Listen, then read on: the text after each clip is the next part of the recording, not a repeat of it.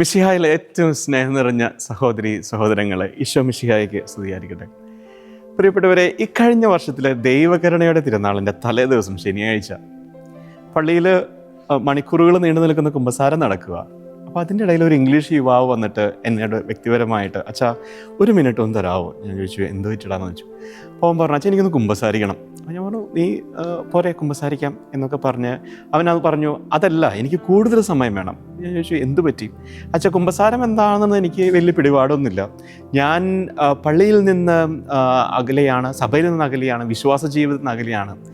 അച്ഛൻ ഞാനൊരു കാര്യം പറഞ്ഞു കഴിഞ്ഞാൽ ഞെട്ടരുത് എന്ന് പറഞ്ഞുകൊണ്ട് ഒരു സത്യം തുറന്നു പറയുക. അച്ഛനറിയാവോ, ഒരു 40 വർഷമായിട്ടുണ്ട് ഞാൻ കുമ്പസാരിച്ചിട്ട്. 40 വർഷമായി ഞാൻ കുമ്പസാരിച്ചിട്ടില്ല. ഇത് എൻ്റെ ഈ കുമ്പസാരം 40 വർഷത്തിന് ശേഷം നടക്കുന്ന ഒരു കുമ്പസാരമാണ്. പ്രിയപ്പെട്ടവരൊന്ന് ആലോചിച്ച് നോക്കി. 40 വർഷമായിട്ട് ദൈവസന്നിധിയിൽ അകന്നു നിൽക്കുന്ന മകനെ തിരിച്ചു കൊണ്ടുവരാനായിട്ട് കർത്താവ് ഒരുക്കുന്ന പദ്ധതികൾ.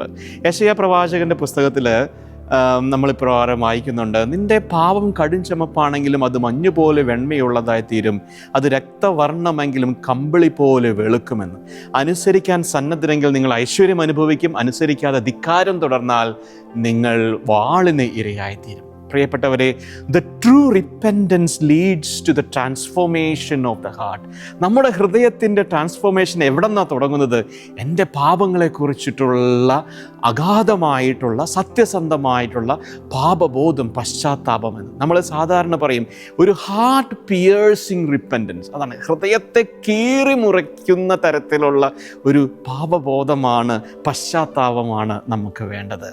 ആഹാബിൻ്റെ ജീവിതത്തിൽ സംഭവിക്കാതെ പോയത്, അവൻ പാപത്തെക്കുറിച്ച് പശ്ചാത്തപിക്കുന്നുണ്ട്, പ്രവാചകൻ്റെ ശബ്ദം കേട്ടുകൊണ്ട്, പ്രവാചകൻ്റെ വാക്കുകൾ കേട്ടുകൊണ്ട്. പക്ഷേ ആ പാപബോധം, പശ്ചാത്താപം അധികം നാളെ നീണ്ടു നിന്നില്ല. അവൻ്റെ ഹൃദയത്തിൽ പരിവർത്തനം വരുത്താൻ മാത്രം അവൻ ചെയ്തു കൂട്ടിയ പാപങ്ങളെക്കുറിച്ചുള്ള പശ്ചാത്താപം അവന് തുണയായില്ല. അതുകൊണ്ട് തന്നെ അവന് ദൈവം കൽപ്പിച്ചതുപോലുള്ള ശിക്ഷകൾ നേരിടേണ്ടി വരുന്നു. എന്നാൽ നമ്മുടെ ജീവിതത്തിൽ അങ്ങനെ ആകാതിരിക്കട്ടെ. അഗാധമായ ഹൃദയത്തെ കീറിമുറിക്കുന്ന രീതിയിലുള്ള, പഴയതിനെല്ലാം ഉപേക്ഷിച്ച് കളയുന്ന രീതിയിലുള്ള ഒരു പുതുപുത്തൻ ജീവിതത്തിലേക്ക് നമ്മെ നയിക്കുന്ന ഒരു പാപബോധത്തിലേക്ക്, പശ്ചാത്താപത്തിലേക്ക് നീങ്ങിക്കൊണ്ട് പാപങ്ങളെക്കുറിച്ച് വേദനിച്ച് ക്രിസ്തുവിൻ്റെ സ്നേഹത്തിലേക്ക് തിരികെ വരാനായിട്ട് നമ്മെ ഓരോരുത്തരെയും സാധിക്കട്ടെ. വിശുദ്ധി കൂടാതെ ആർക്കും ദൈവത്തെ പ്രസാദിപ്പിക്കാൻ സാധിക്കില്ല. വിശുദ്ധരാകാം, വിശുദ്ധരായ മനുഷ്യരാകാം. ദൈവം നമ്മെ അനുഗ്രഹിക്കട്ടെ. ആമേൻ.